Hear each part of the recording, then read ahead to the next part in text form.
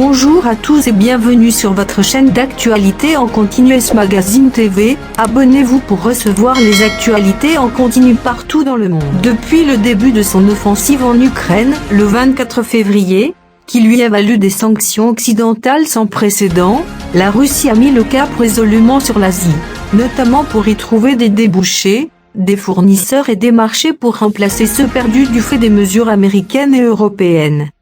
Pour sa part, la Chine traverse une crise diplomatique avec Washington, notamment depuis la visite à Taïwan en août de la présidente de la Chambre américaine des représentants, Nancy Pelosi.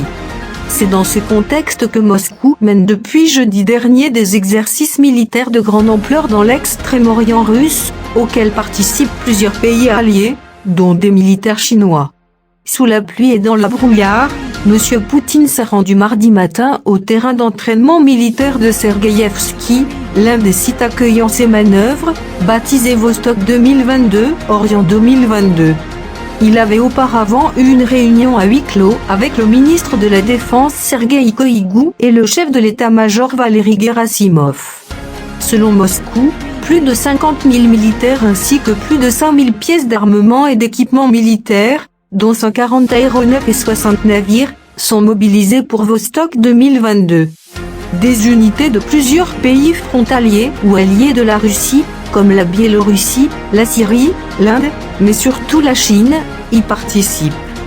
Mercredi, le militaire doit céder la place à l'économique, avec la participation de M. Poutine au Forum économique oriental, qui se déroule depuis lundi à Vladivostok, sud-est de la Russie.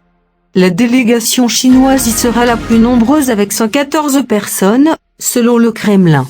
Le chef du comité permanent de l'Assemblée nationale populaire, Li Zhangzu, troisième plus haut responsable chinois, participera à la session plénière du forum aux côtés de M. Poutine.